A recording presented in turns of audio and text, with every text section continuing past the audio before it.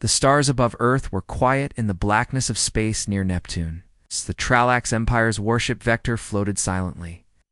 It was the size of a small city, covered in dark metal and filled with alien warriors trained for war. These warriors had fought hundreds of battles. They had crushed worlds. To them, Earth was a joke-a-week planet, full of humans who barely understood the galaxy. Commander XRN stood on the bridge, watching Earth through a screen. His yellow eyes narrowed. "Why are we picking up this much energy?" he asked. A young officer replied, nervous. "It's coming from the ocean. Deep below, not a weapon, something else. We've never seen this before." Commander Zarn frowned. "Show me." The screen changed. It showed a massive burst of light from Earth's Pacific Ocean. The light pulsed, then faded. A second later, everything on the ship went dark. Alarms failed. Lights blinked off. The ship's AI stopped speaking. "Emergency power now," Zarn shouted. No response. Then over the silence came a strange sound. It wasn't static. It was a voice deep, broken, old. It spoke in a language none of them knew. But the meaning still reached their minds. "You opened the door." The screen turned black. The ship was never heard from again. Back on Earth, deep under the ocean, something had changed. Inside a secret base at the bottom of the Pacific, humans were watching. Their monitors with wide eyes. A giant structure larger than any building on Earth had just activated. It had been hidden for thousands of years. No one built it. It had been found. They called it Site Zero. For 20 years, the world's greatest minds had studied it. No one knew where it came from. It was made of material that couldn't be cut, burned, or scanned. Some believed it was alien. Others thought it was something older, far older. General Ava Brooks stood in the command center of the base, hands shaking. "Report," she said. Dr. Calvin Reyes, lead scientist, wiped sweat from his face. It responded to the energy core. For the first time, it moved. "What moved?" Ava asked. The gate had opened. The main screen showed the structure. A huge circular doorway had appeared in its center. Black mist poured from it. Water around it boiled. Strange symbols lit up across its surface, glowing red, then blue, then pure white. A sound came through the speakers. Not loud, not sharp, but heavy, like the ocean itself was groaning. "We should shut it down," Ava said quickly. "We can't."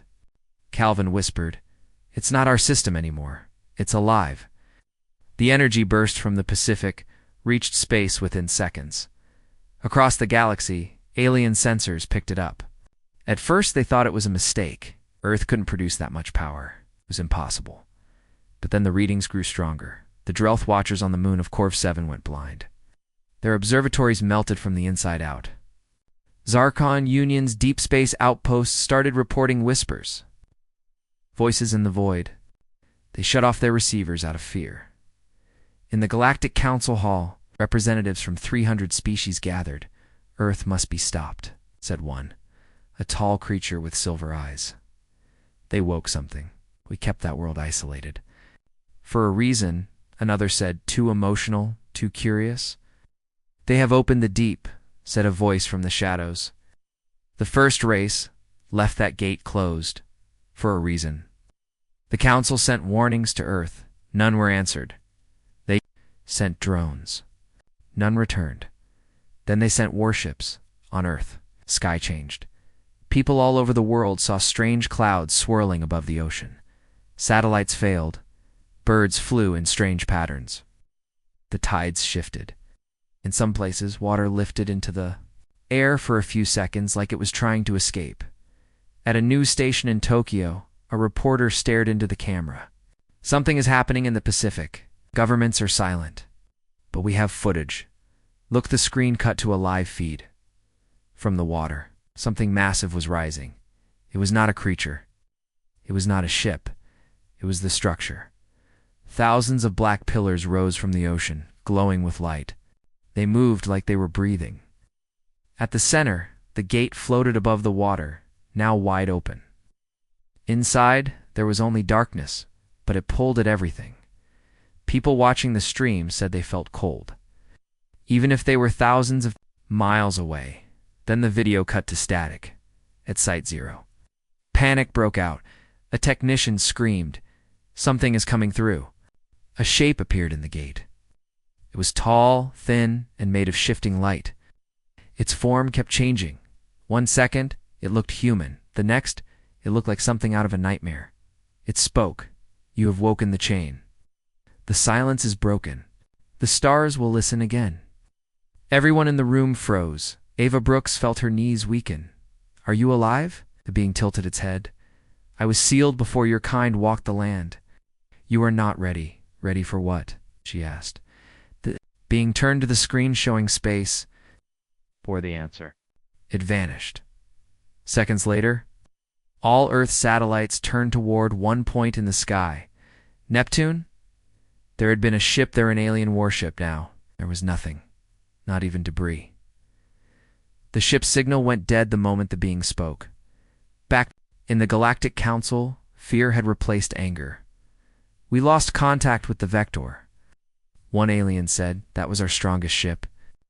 "They didn't fire a single shot," another whispered. "Then Earth didn't destroy them," said a third. "No," the shadowed figure said. "Earth didn't. Something else did. Something they found." A silence filled the chamber. One word appeared on every screen, written in the ancient language of the first race. "Awakened." On Earth, Maya Tran, a young scientist in Site Zero, stood alone in a hallway. Everyone else was running, shouting, panicking, but she was calm. She had heard the voice too, not the deep one that came from the gate. Another voice. A whisper in her mind. It had said, "You are the key." She looked out the window at the ocean. The structure was still glowing, the gate still open, and in the sky above, stars were starting to flicker one by one. Maya whispered. To herself, "What did we just do?" The deep didn't answer, but the galaxy would feel it soon. Humanity had touched something no one else dared to, and Earth would never be ignored again. It started with a single signal, long before the gate opened. Long before the galaxy began to panic. There was only a whisper, a small vibration in the deep trenches of the Pacific Ocean. Most sensors ignored it. It was too faint, too strange. But not all. Beneath a research lab hidden miles underwater, one machine detected it. A sound, a pattern, call. And deep in the cold metal of Earth's last hope, the signal pulsed once. Then again, that's when Project Titanfire was born. The year was 2086. Earth was losing. Alien empires had not declared open war, but they didn't have to. They controlled Earth from the shadows. They erased leaders, hijacked satellites, shut down cities, and replaced humans with their own spies. No single country could fight back until a small group of scientists and military officers formed the World Defense Pact, the secret union of Earth's last protectors. Their goal was simple: discover a weapon that could match the galaxy's power. That weapon turned out to be something else entirely. Dr. Calvin Reyes had spent most of his life studying ancient Earth myth stelaes of sunken cities, fallen gods, and mysterious lights in the ocean. Everyone laughed at him until he found the first clue. A satellite scan over the Mariana Trench revealed a perfect circle. 2 miles across, buried under ocean rock. Too symmetrical. Too smooth, not natural. It was metal, not from Earth. Ava Brooks, a high-ranking general in the Pact, gave Calvin a single order: dig. They built Site Zero in secret 12 miles below the surface. It took 15 years. Over 200 scientists worked in total silence, never allowed to leave.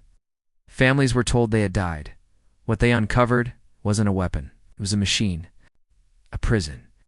A living structure made of unknown material that responded only to one thing: a signal no one understood. Until 2 months ago. That's when Calvin found the match. A broken fragment of alien tech, stolen from a black market ship in orbit. Held the exact same signal. It was old. Older than anything the galaxy had ever seen. When they sent that signal into the structure, it woke up. Now, in the present moment, the base was in chaos. Lights flickered. Power surged. The air itself hummed with pressure. Deep inside the core chamber, the structure glowed like a newborn star. Ava stormed into the lab. "What did you do, Calvin?" Dr. Reyes turned, face pale. "We activated the core." And it responded.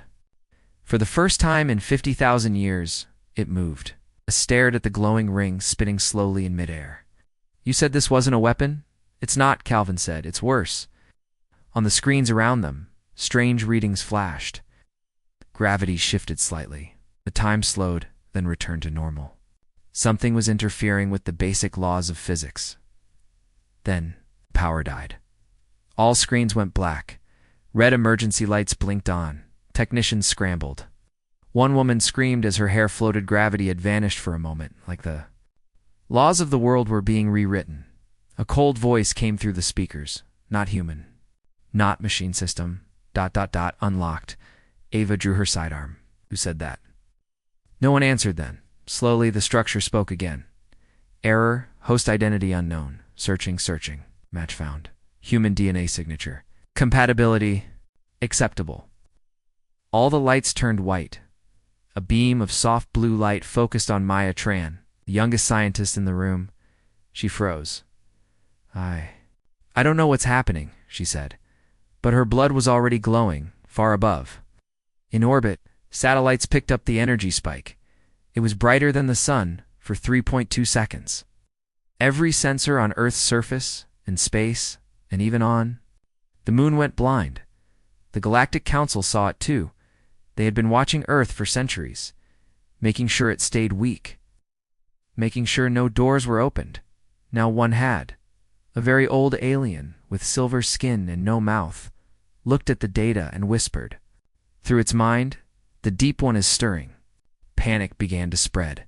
The Council ordered immediate containment. They activated the Eraser Protocol. 10 stealth ships were sent to Earth, each carrying a planet-cracking bomb. They never arrived. Back at Site Zero, the structure was speaking again. Maya stood inside the control chamber, surrounded by light. She couldn't move. She didn't want to. Her mind was full of pictures, stars she'd never seen, creatures without names, worlds that had died before Earth was born. She saw a war, a long time ago, a species made of pure energy. The first race had fought something too large to destroy. A being from beyond this galaxy. It didn't conquer, it consumed. They couldn't kill it, so they locked it away in a machine. On a distant blue planet Earth, Maya blinked. "We're standing on a prison." Calvin stared at her. "What?" "Not a weapon, not a tool. It's a cage, and it's breaking." Ava made a call to HQ. "We need a response plan now." But no one answered. All communication with the surface had failed. Suddenly, one of the monitors blinked back on.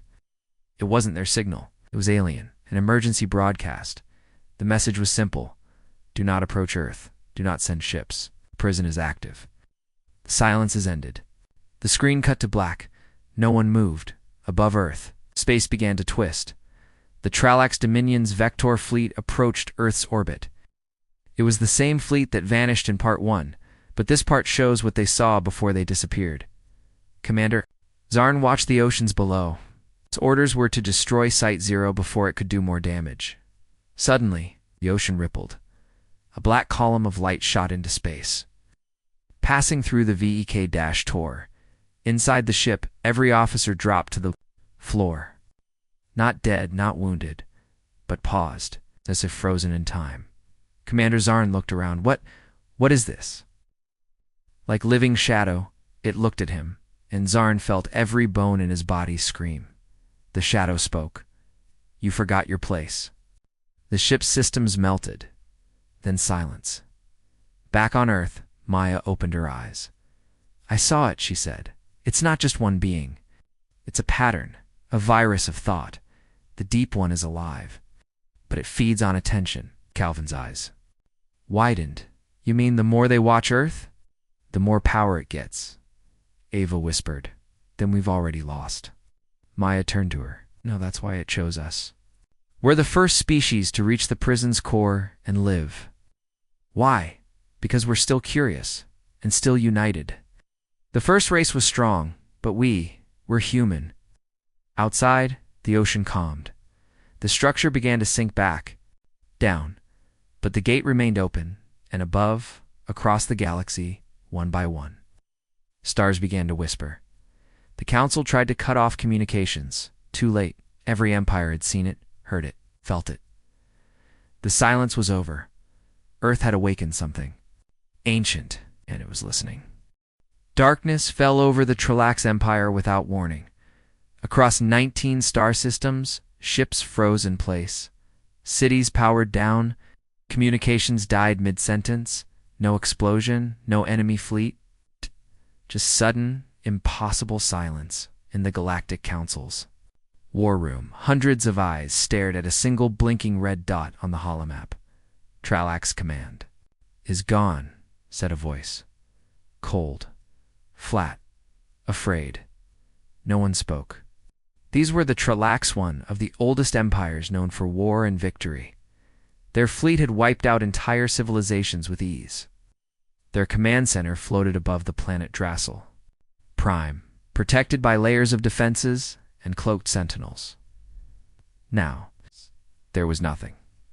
The chairman of the council leaned forward. Show us the last transmission. The room went silent as a hologram flickered to life, the final footage from fleet. Beacon 17 showed hundreds of Tralax ships in formation, heading toward Earth's solar system. Commander Zarn's voice echoed through the room. Target locked. Earth's orbit within range in 3 cycles. Preparing planetary strike. Suddenly the screen flashed. A bright column of light shot upward from Earth's Pacific Ocean. It pierced the lead ship without touching it. Then everything stopped. On the bridge, soldiers stood frozen mid-motion. Zarn's mouth was open as if mid-command, but no sound came. The timestamp ticked forward. 1 second. 2 seconds.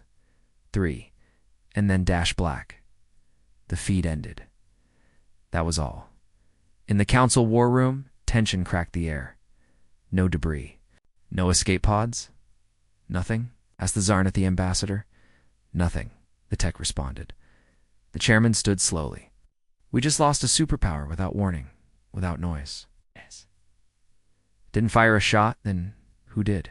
Another asked. No. One answered.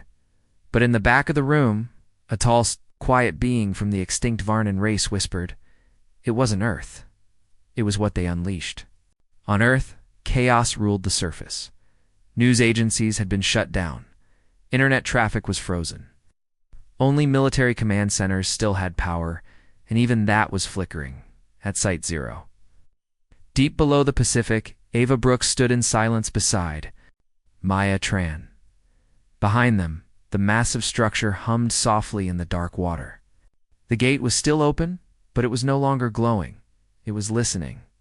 Tralax Empire, gone, whispered Calvin Reyes, watching the secure feed. Over 400 billion lives, no warning. They just stopped? Is it us? Ava asked. No, Maya said quietly. It's the deep one. She placed her hand on the glowing wall of the structure. It responded, pulsing once, like a heartbeat. You're saying this thing can destroy entire empires? Ava asked. Not with weapons, Maya replied. It changes the rules. It doesn't fight. It erases.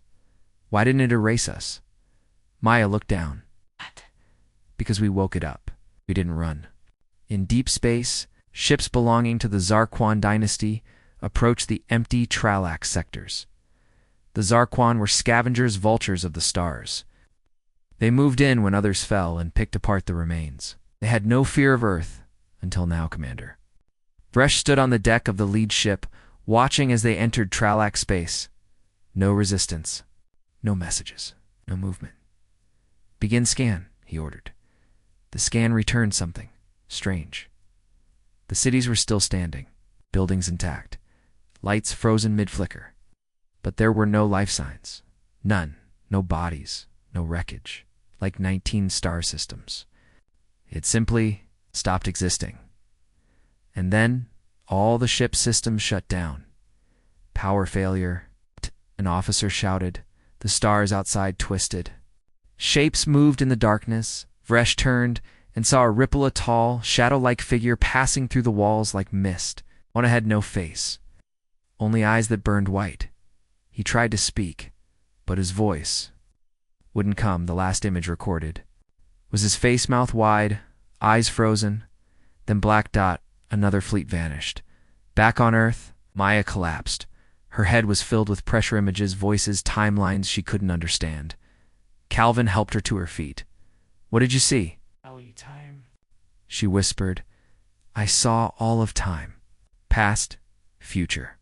Sideways, the Deep One doesn't just destroy, removes history, like tearing pages from a book. Ava stared at her. Is that what happened to Tralax? Yes, and if we lose control of it. Maya looked up at the ceiling. Earth will go next. A secret council meeting was called. No recordings. Only fear. We cannot allow Earth to exist as it is, the Zarnathi said. The humans are too close to something they can't control. But what choice do we have? Asked another. We sent ships. They vanished. The Deep One must still be bound to Earth, the silver-eyed alien said. We believe it is trapped within their ocean, but if that gate opens fully, it's over, whispered someone else's silence. Then a new voice came across the chamber. It wasn't one of them. It came through every screen. In every language, a human voice. We are humanity. We are still here, and we are watching. Feed ended. Back at Site Zero, Ava stood at the communication desk. You sent that message? Calvin asked. Yes. Let them know we're not afraid. You just declared war. No, she said. I declared silence. He looked confused. The more attention the Deep One gets, the stronger it becomes, Maya said quietly. It feeds on fear, on focus. The Tralax watched us too closely, so it erased them. Ava turned to the team, and we don't panic. We don't broadcast. We stay quiet, and we survive. But the galaxy had already changed. On the outer edges, rogue empires went into hiding. Science fleets stopped scanning Earth. Trade routes were rerouted.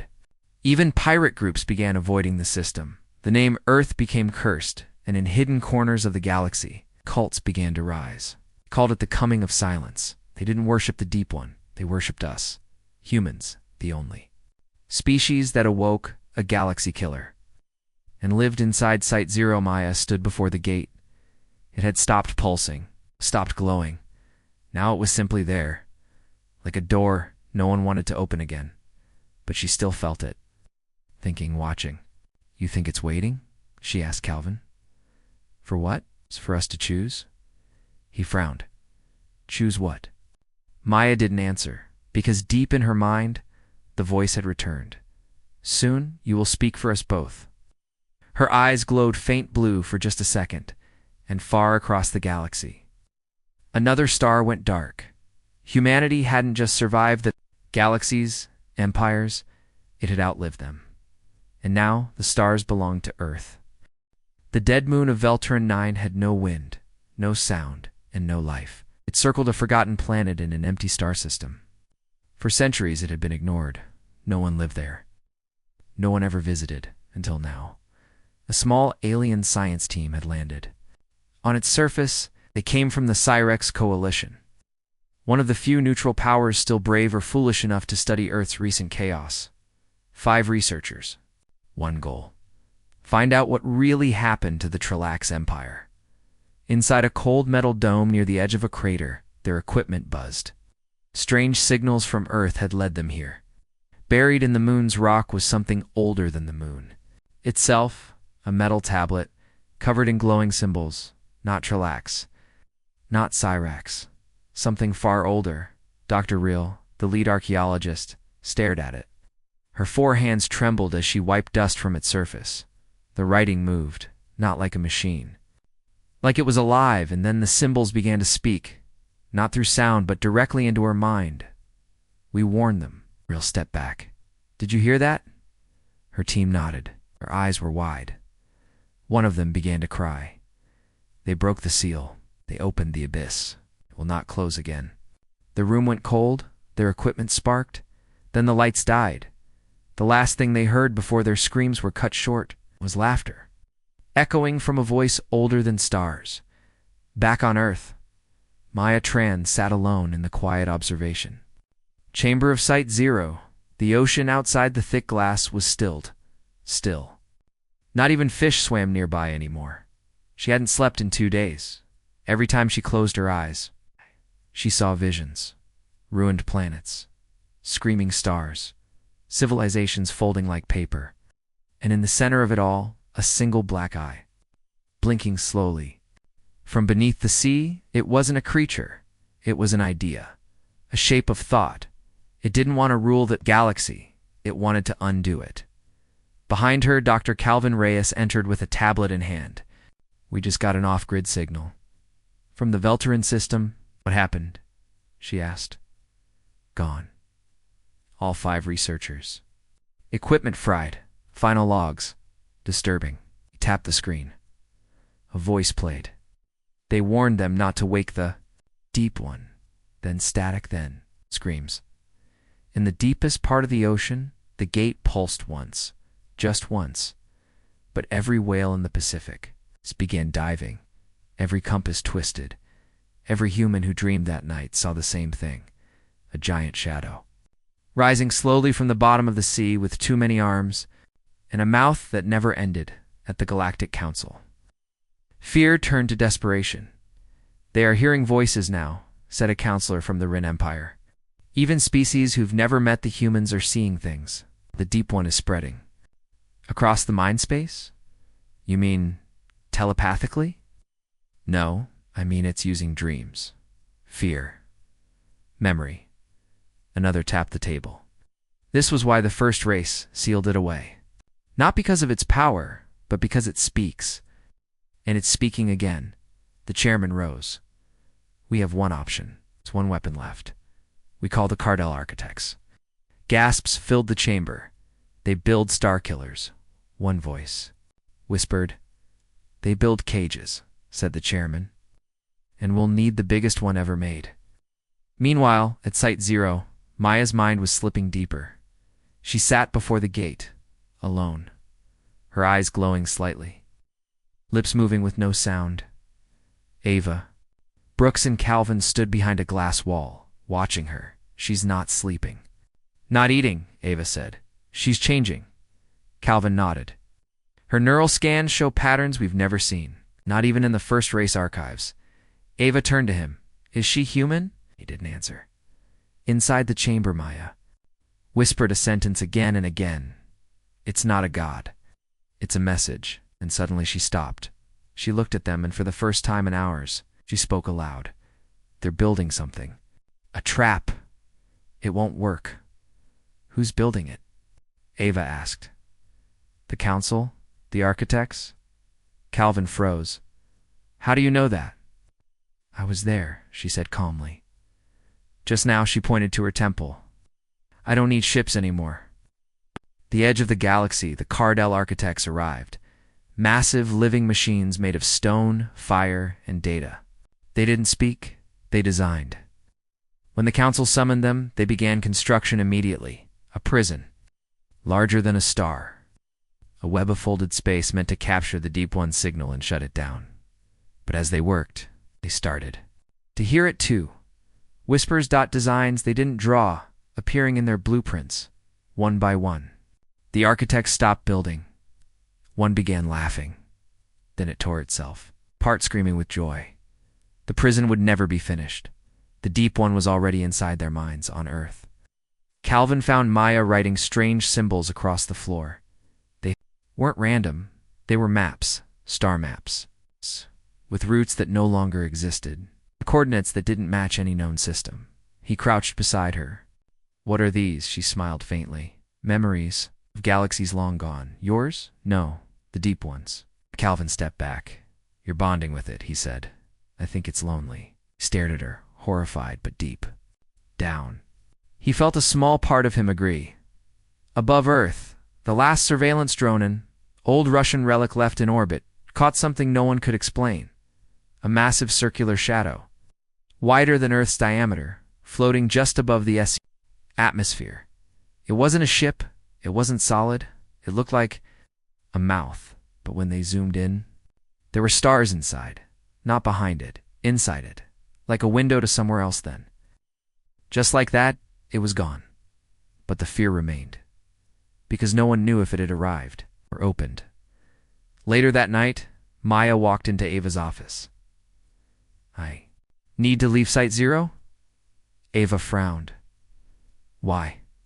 "It wants to move." "What does Maya point into the gate? All of it. To where?" She smiled. Not kindly, not fully human.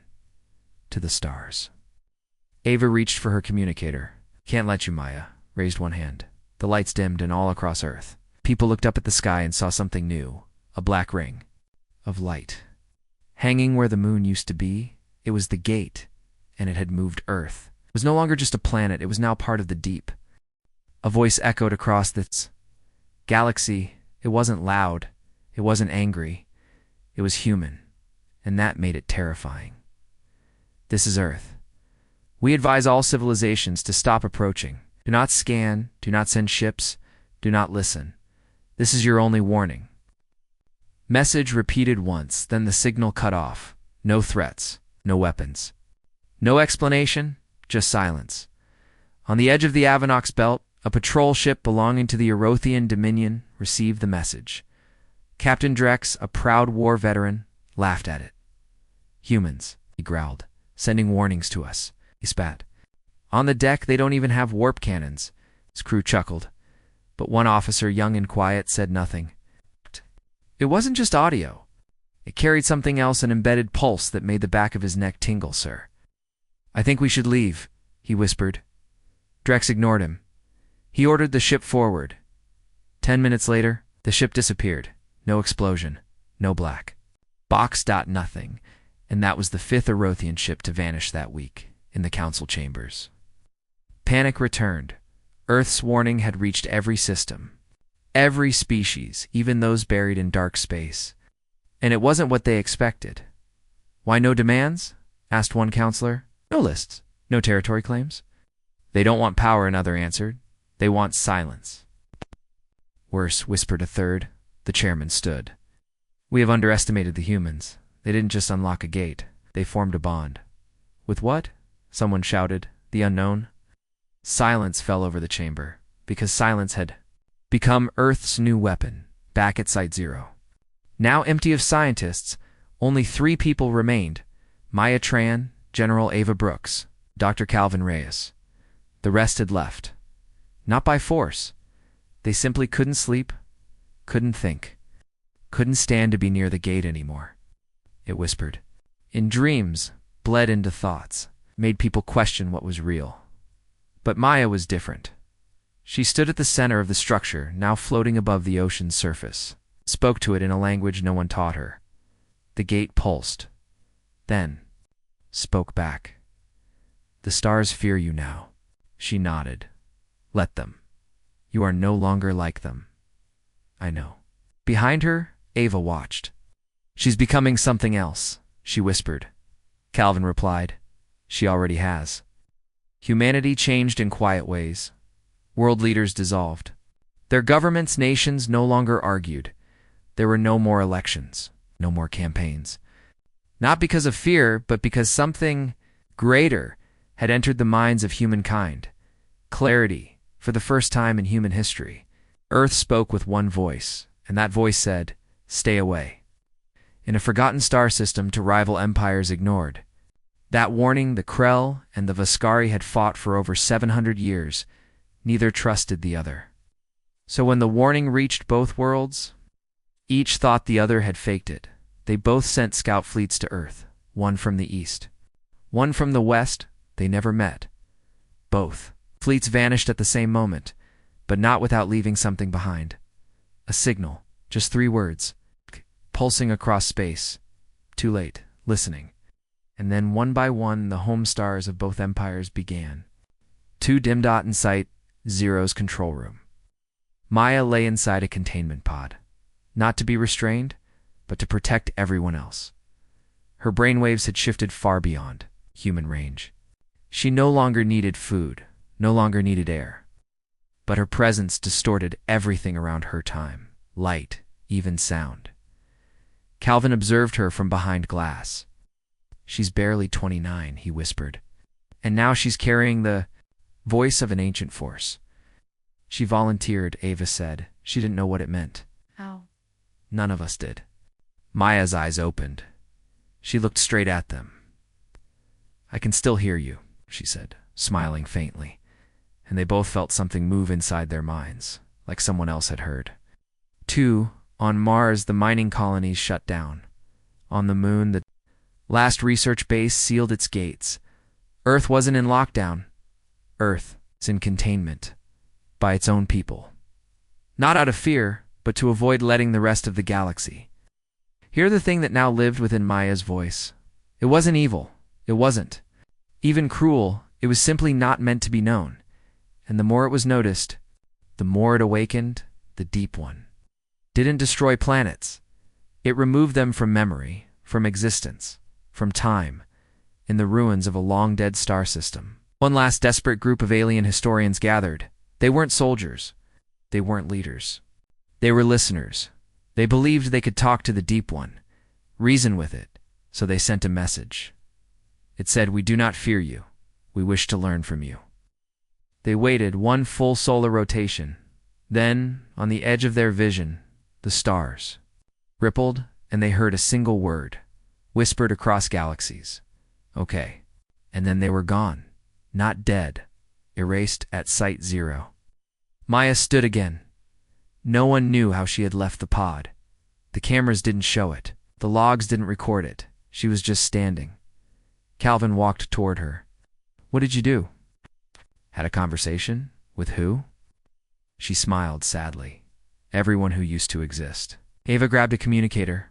"We need to know," Maya said calmly. The communicator melted in her hand.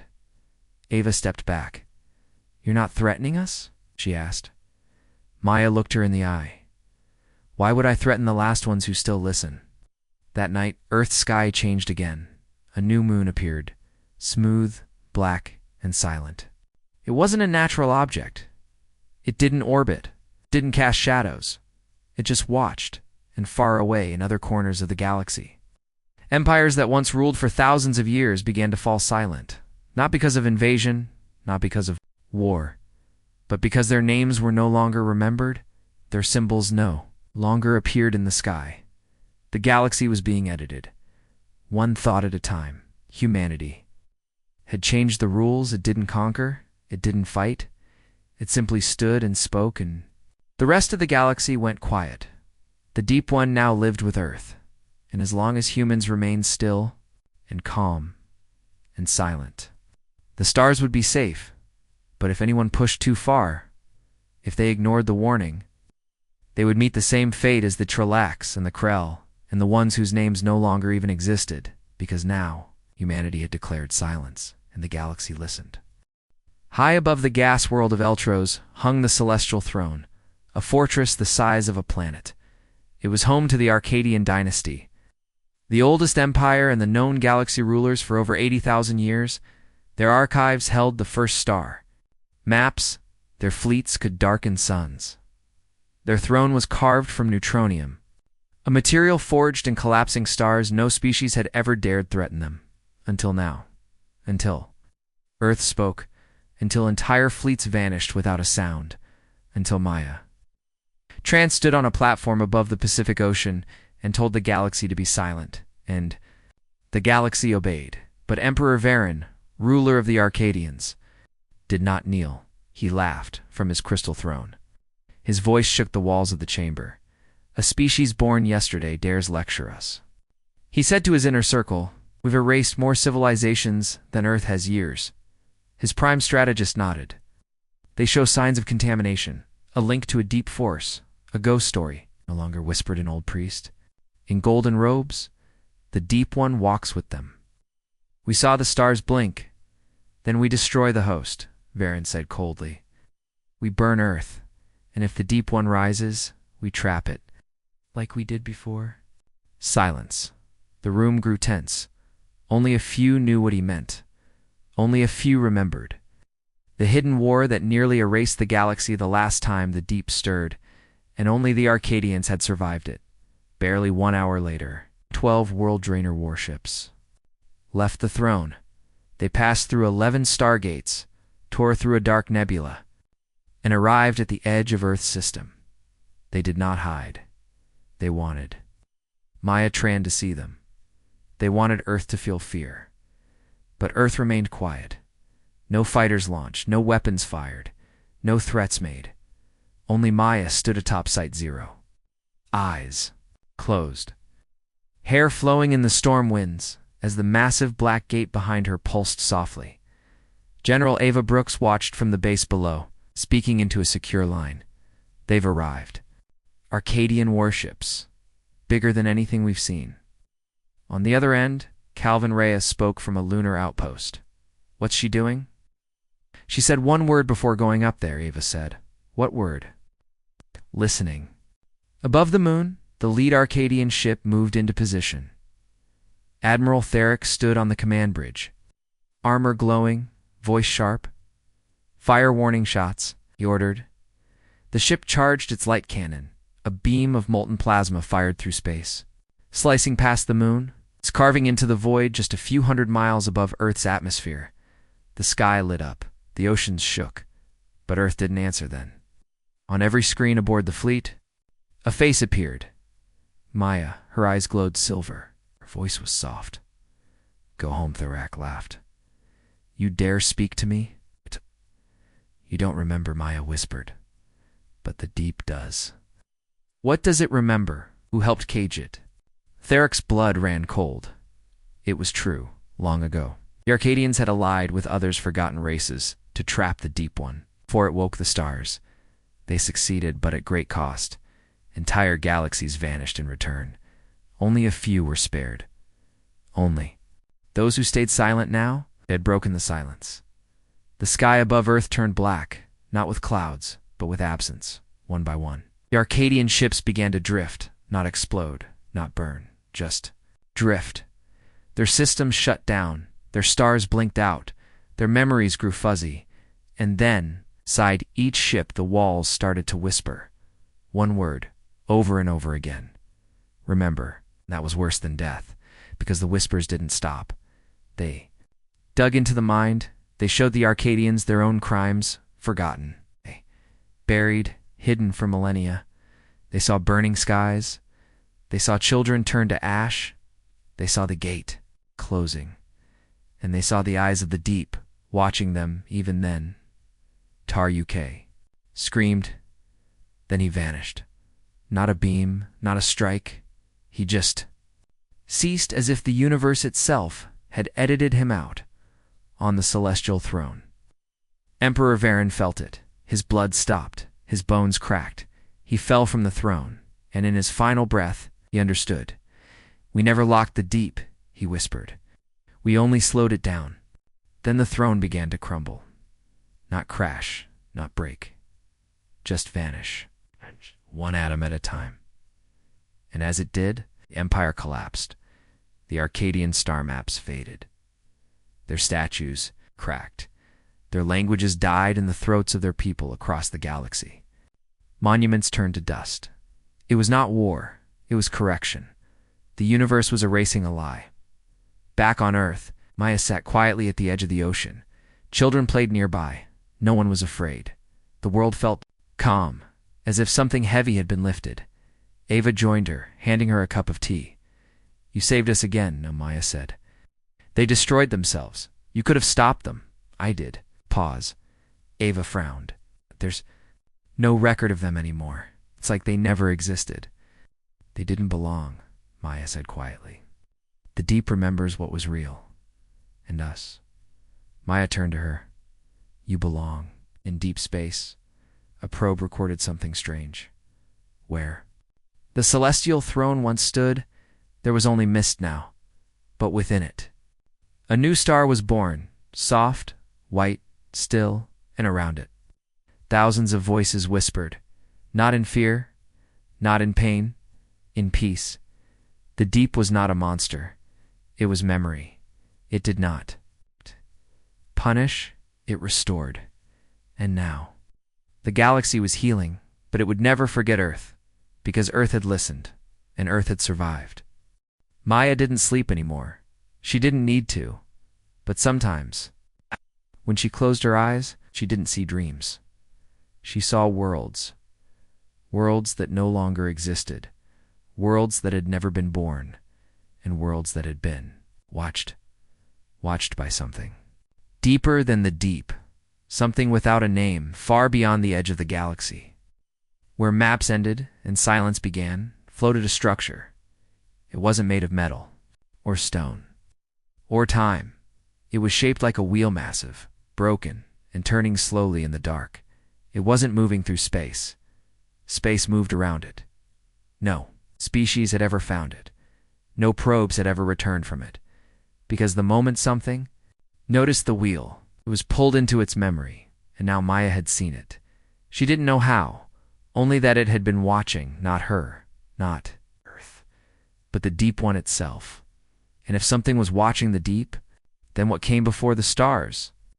General Ava Brooks stared at Maya from the control tower above Site Zero. Maya stood in the surf again. Barefoot, her arms loose at her sides, her eyes glowing faint silver. She's not just a human anymore. Ava whispered. No, said Dr. Calvin Reyes. She's becoming something else. Calvin tapped a screen. Maya's brainwaves are now broadcasting across dimensions we don't understand. Meaning? She's sending thoughts to places that don't exist yet. And what if something sends a thought back? Calvin didn't answer. He didn't have to, because that's exactly what had already happened that night. Maya spoke in her sleep, but it wasn't her voice. A dozen microphones recorded the sound. The voice was deep, layered and strange. Male and female. Old and young, it said only one sentence. The memory that watches has turned its eye toward you. Then every system in Site Zero went dead. Lights out, comes, down. All data erased. Even the backups gone. Wiped clean, like something didn't want to be remembered the next day. Strange things happened across Earth. Birds flew in perfect circles and vanished. Children painted the same symbol in classrooms across the world, none of them knowing why, and the oceans receded for exactly 12 minutes before returning. Us? If something huge had passed underneath, Calvin scanned. Maya's vitals, her heartbeat had stopped, but she was still breathing, still talking, still smiling. She's crossed the veil, he said. What veil? Ava asked. He looked up at her, his face pale. Between memory and reality. Somewhere in the void, the memory that watches opened. It didn't speak, it didn't scream, it just reflected. And in its reflection, all things were visible past. Future, forgotten, and false. It saw Maya. It saw Earth. It saw the deep one. And then, it blinked. Maya stood suddenly. She wasn't in Site Zero anymore. She was in a city of glass and mist, floating above a star that pulsed like a heartbeat. There were no people, only reflections. She walked slowly. Each reflection showed a different version of her child, soldier, elder, shadow. She didn't know which one was real. Then she reached the center, and the memory spoke not in sound, but in thought. You are the link between watchers and the watched. She nodded. You have awakened the deep. But it was only sleeping. Yes, she whispered, and we were only watching. Then silence. A long pause. Then something new. But now, we are remembering. Back on Earth, something changed in the sky. A new shape appeared behind the moon. Second moon. But it wasn't solid. It shimmered like glass, and its reflection moved before the real moon did seconds early. Like it predicted time, people noticed. Some pointed, some screamed. But then everyone forgot. Not because it was hidden, but because it was too big for memory. Too deep, too old. Ava stood staring at it from a rooftop. She felt her own name slipping from her mind. She whispered to herself over and over.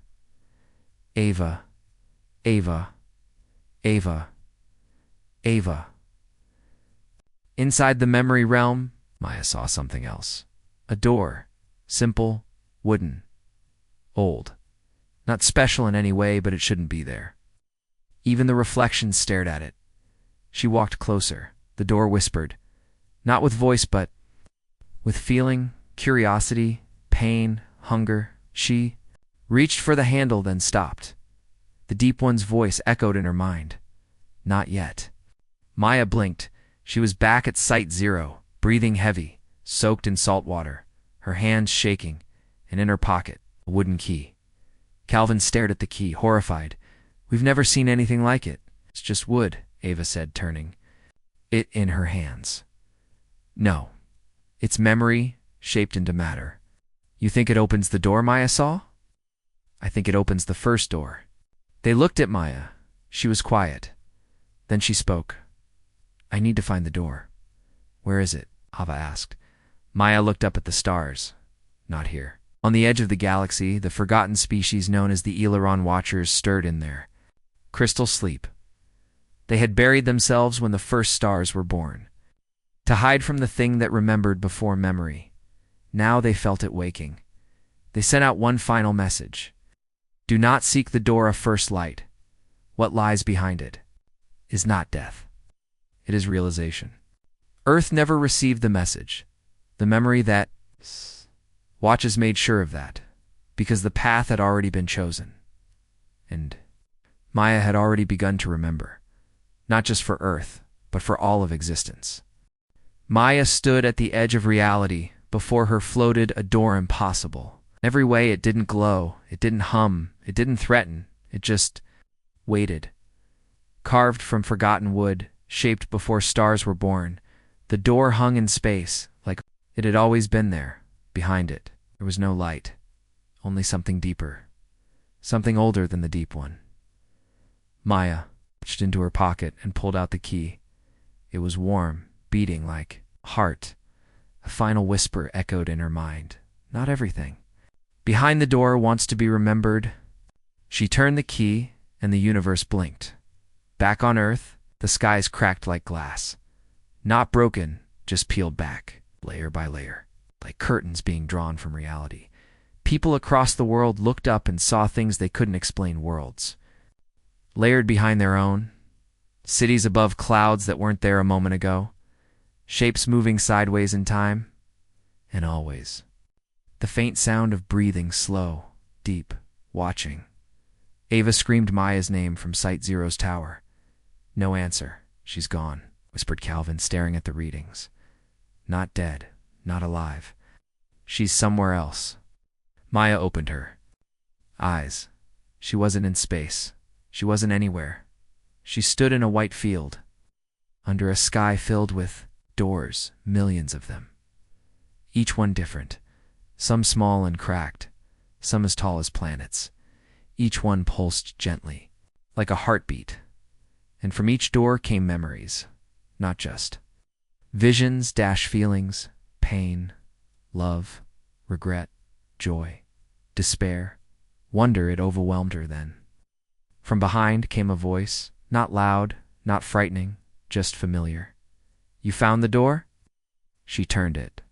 Was herself, an older version, wiser, gentler. What is this place? Maya asked. The elder Maya smiled. This is where all possibilities sleep. The place before choice. The field beyond time. Maya frowned. Is this the end? No, said the elder. It's the beginning.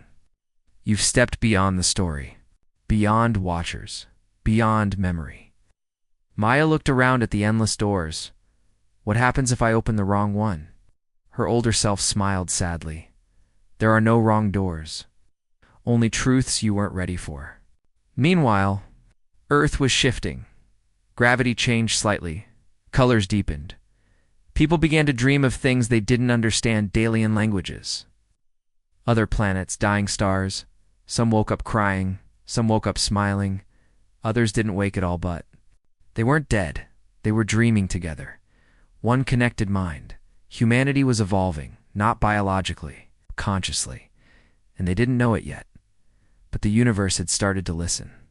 Because Maya had knocked on a door no one was ever meant to open, and something behind it had whispered back. Inside the field of doors, Maya walked slowly, hands brushing across the wood, metal of countless timelines. Then she felt one. It didn't call to her. It recognized her. She turned the handle, light poured out. Then shadow, then something stranger dash understanding. She stepped through, and she was everywhere. She saw the birth of the Deep One.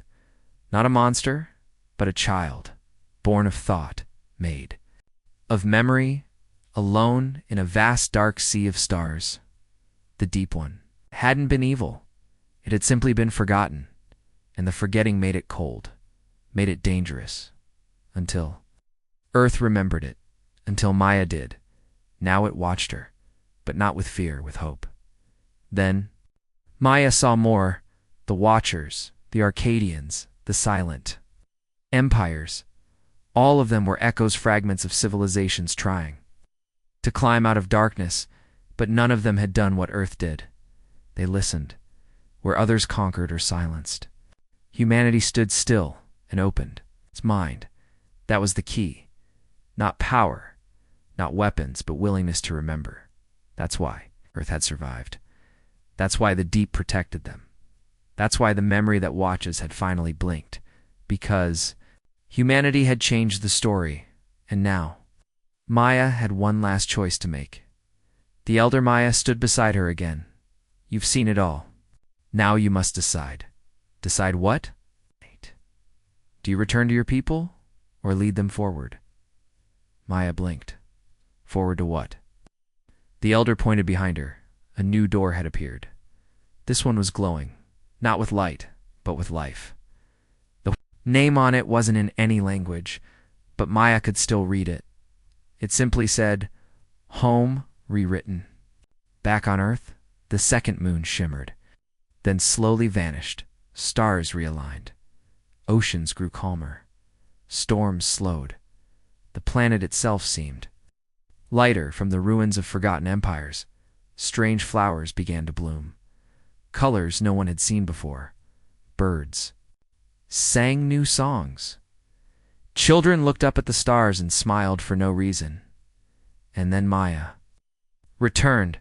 She stepped out of a doorway that hadn't been there a moment before. She was different. Older. Wiser. Glowing softly, she looked at. Found it. What? Ava asked. Our place? Where? In the story. Calvin frowned. You mean Earth has a role now? Maya shook her head. No, we always did, we just forgot. Then she looked up at the stars. They're listening now, far beyond the galaxy. The memory that watches closed its eye. The Deep One swam back into sleep, peaceful for the first time in eternity. And in the field of doors, one door swung wide open. Humanity had crossed over. They weren't just part of the universe now, they were part of its memory. And in time, they would teach others. Not with war, not with technology, but with understanding. Because the most powerful thing they had unleashed wasn't destruction. It was remembrance, and the stars would never go silent again.